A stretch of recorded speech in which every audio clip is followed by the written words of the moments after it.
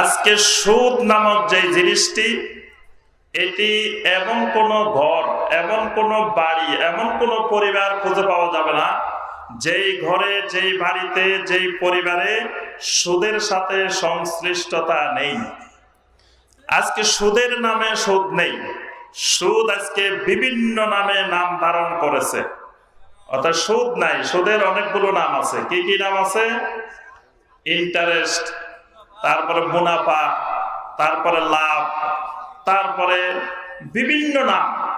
এবং সুদের পদ্ধতিরও বিভিন্ন রকমের পদ্ধতি, ঘুরিয়ে পেঁচিয়ে বিভিন্নভাবে সুদকে বৈধতা দিয়ে ঘরে ঘরে, প্রত্যেকের ঘরে ঘরে আজকে সুদ পৌঁছে গিয়েছে। প্রত্যেকের মোবাইলে মোবাইলেও আজকে সুদ আছে। দেখবেন প্রত্যেকের মোবাইলের ভিতরেও সুদ রক্ষিত আছে, গচ্ছিত আছে, সুদের ব্যবসা আছে। এইভাবে এমনভাবে সুদকে আমাদের ঘরে ঘরে, রন্ধ্রে রন্ধ্রে প্রবেশ করানো হয়েছে। সুদকে অনেকে এখন হারাম মানতেও নারাজ, অনেকে সুদকে বৈধ মনে করে। কেউ কেউ মনে করে যে আমি তো জোর করে সুদ নিচ্ছি না, সুতরাং এটা তো মানুষ আমাকে সন্তুষ্ট হয়ে, খুশি হয়ে, তার উপকার হচ্ছে, এই জন্য সে আমাকে সুদ দিচ্ছে, এটাতে অসুবিধা কি? কেউ কেউ মনে করে এই যুক্তি দাঁড় করা যে নবী সাল্লাল্লাহু আলাইহি সাল্লামের যুগের সুদ আর বর্তমান যুগের যে সুদের সিস্টেম, দুইটা এক না, সুতরাং এটা খাইলে অসুবিধা নেই। এই সুদ হলো কোরআনে কারিমের ভাষায়, নবী সাল্লাল্লাহু আলাইহি ওয়াসাল্লামের হাদিসের ভাষায় সুদকে বলা হয় কি? আপনারা বলেন দেখি, সুদকে কি বলা হয়? রিবা। মাশাআল্লাহ, সবাই জানেন। সুদের কোরআনিক নাম, সুন্নাহর নাম হলো রিবা। রিবা কাকে বলা হয়? নবী সাল্লাল্লাহু আলাইহি ওয়াসাল্লাম রিবার সংজ্ঞাও দিয়েছেন। আল্লাহ রাসূল সাল্লাল্লাহু আলাইহি ওয়াসাল্লাম বলেন, আল হিনতাতু বিল হিনতা ওয়াশ শাঈরু বিশ শাঈর ওয়াত তামার বিত তামার ওয়াল মিলহা বিল মিলহি ওয়াজ যাহাবা বিজ যাহাব ওয়াল ফিদ্দাতা বিল ফিদ্দা মাসালান বিমাসালিন ইয়াদান বিয়াদিন ফামান জাদা আও ইস্তাজাদা ফাহুয়া রিবা। আল্লাহ রাসূল সাল্লাল্লাহু আলাইহি ওয়াসাল্লাম বলেন, কয়েকটা জিনিসের কথা বলছেন। গমের পরিবর্তে গম, জবের পরিবর্তে জব, খেজুরের পরিবর্তে খেজুর, লবণের পরিবর্তে লবণ, স্বর্ণের পরিবর্তে স্বর্ণ, রৌপ্যের পরিবর্তে রৌপ্য। এই বিনিময় করতে গিয়ে যেটুকু বাড়ানো হবে বা বাড়ানোর চেষ্টা করা হবে, এটার নাম হলো রিবা। মানে সমান একই পণ্যের বিনিময়, একই জিনিসের বিনিময়, বিনিময়ের মধ্যে অতিরিক্ত যে অংশটুকু হবে, এটার নামে হলো রিবা। এই রিবাকে, সুদকে আল্লাহ এবং আল্লাহ রাসূল কঠিনভাবে হারাম করেছেন। শুধু হারাম নয়, বড় ধরনের হারাম হলো এই সুদ বা রিবা। আল্লাহ রাব্বুল আলামিন কোরআনে কারিমে সুদের ব্যাপারে যেই ভাষাগুলো ব্যবহার করেছেন, এই ভাষাগুলো সবচাইতে কঠিন কঠিন পরিভাষা।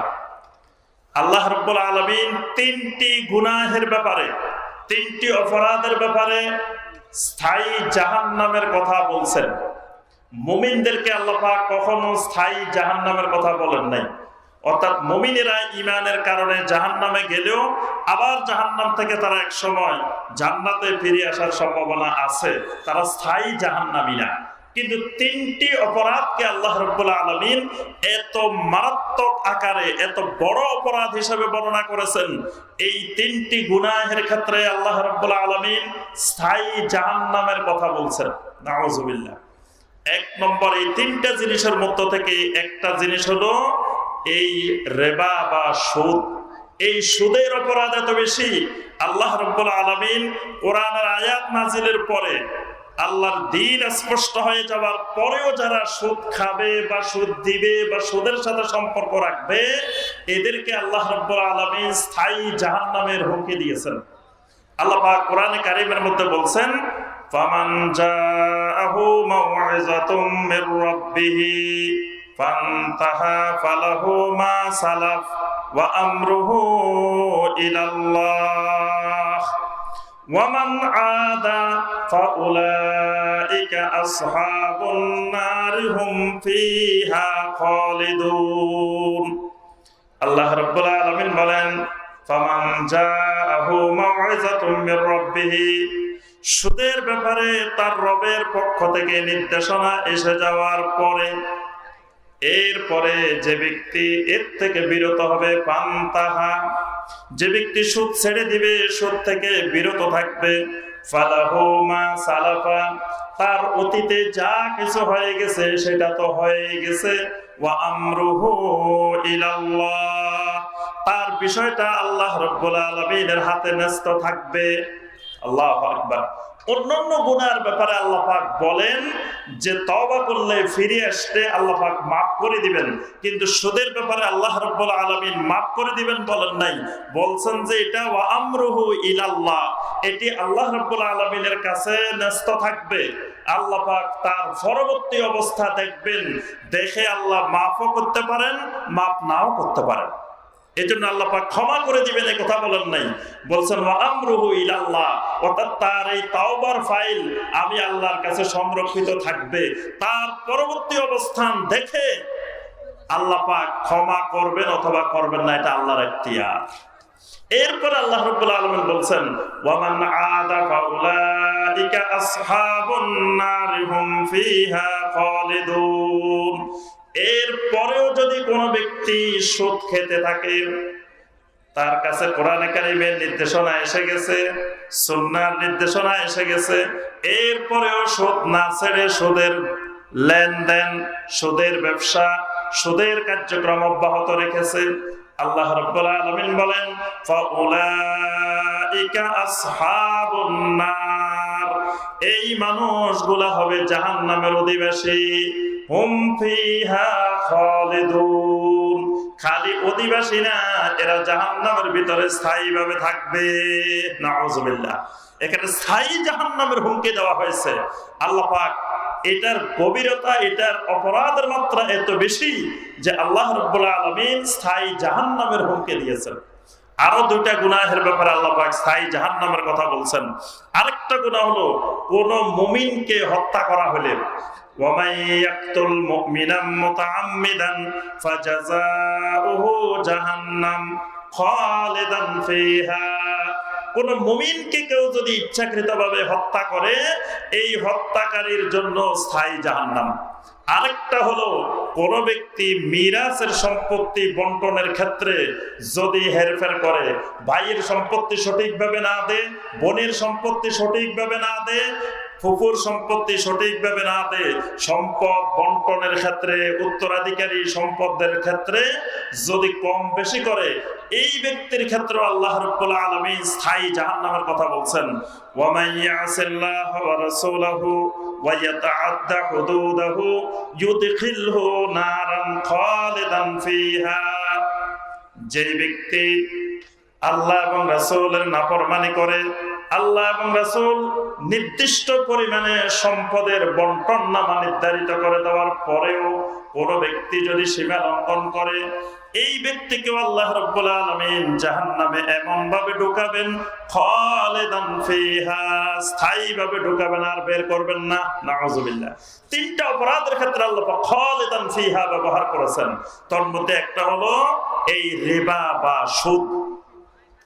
দুই নম্বর বিষয়, কিয়ামতের ময়দানে সুদখোর, সুদের লেনদেনকারী, সুদের ব্যবসাকারী স্বাভাবিক অবস্থায় দাঁড়াবে না, পাগলের মতো দাঁড়াবে।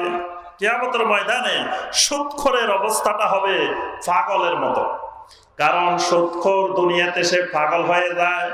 সুদখোর স্বাভাবিক মস্তিষ্ক নিয়ে, স্বাভাবিক ব্রেন নিয়ে দুনিয়াতে বসবাস করতে পারে না।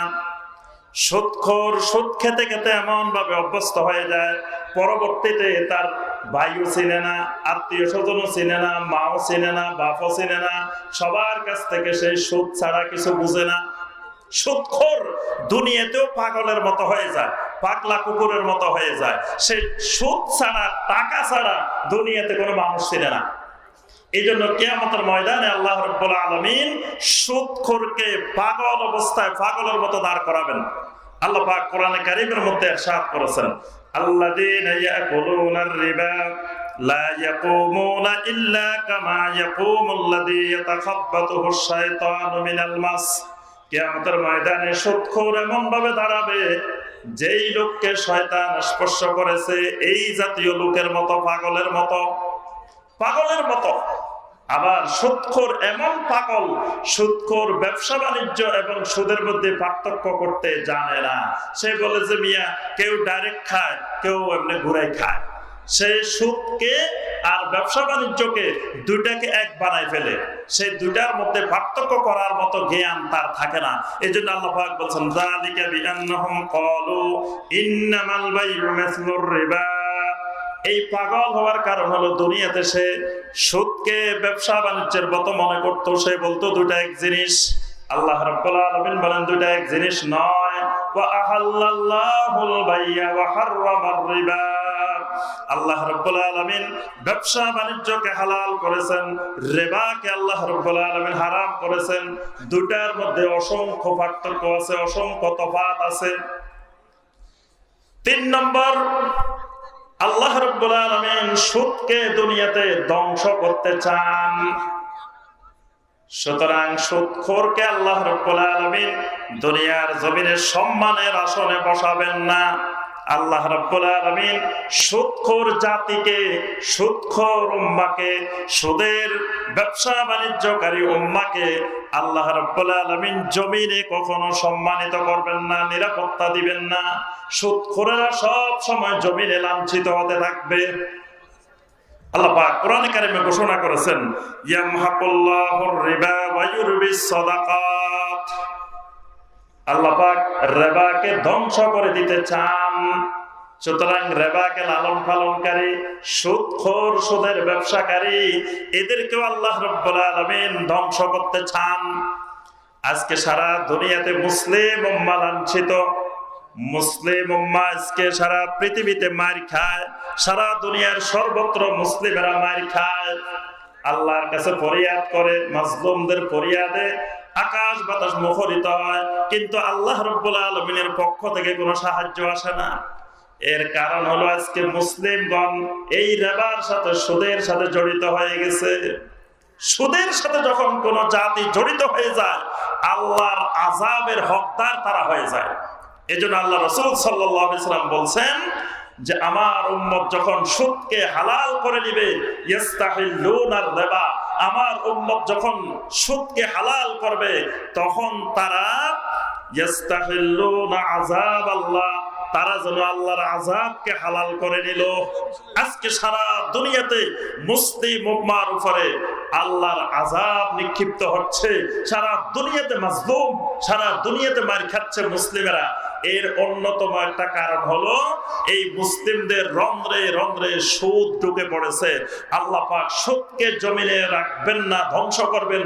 সুতরাং সুদকে লালন পালনকারীদেরকে আল্লাহ রক্ষণাবেক্ষণ জমিনে করবেন না। যতদিন পর্যন্ত পৃথিবীতে মুসলিমেরা সুদ মুক্ত ছিলেন, ততদিন মুসলিমেরা বিশ্বের নেতৃত্ব দিয়েছেন। যখনই মুসলিমদের মধ্যে আস্তে আস্তে সুদ ঢোকা শুরু হয়েছে, রিবা ঢোকা শুরু হয়েছে, আল্লাহর নিরাপত্তা তাদের থেকে উঠে গিয়েছে। ৪র্থ নম্বর, যারা সুদ খাবে তারা আল্লাহ এবং আল্লাহর রাসূলের সাথে যুদ্ধ করবে। আল্লাহ পাক সরাসরি ঈমানদারদেরকে লক্ষ্য করে বলছেন ইয়া আইয়ুহাল্লাযীনা আমানুত্তাকুল্লাহা ওয়া যারু মা বাকিয়া মিনার রিবা ইন কুনতুম মুমিনিন। যদি সত্যিকারের ঈমানদার হও, যদি ঈমানের দাবিতে অটল হও, আসলে ঈমানদার হও, তাহলে এখনই সুদ ছেড়ে দাও, আল্লাহকে ভয় করো। যদি বলো না এখন সুদ ছাড়া আমার পক্ষে সম্ভব না, আমার আরো কয়েক বছর খাওয়া লাগবে, আগে বাড়ি গাড়ি করেনি, আগে বিশাল সম্পদের মালিক হয়নি, পরে প্রতি বছর হজে চলে যাব, প্রতি বছর উমরা চলে যাব, আর গরিব মানুষকে দান সাদাকা করতে থাকবো, বিশাল বিশাল মসজিদ বানাই দিব, মাদ্রাসা বানাই দিব, আল্লাহর রাস্তায় মাসকে বছরকে বছর সময় লাগাই দিব, তাহলে তো আল্লাহ সব মাফ করে দিবে। যদি এরকম মনে করো যে এখন তুমি সুদ ছাড়া তোমার পক্ষে সম্ভব না, তাহলে কি করবে?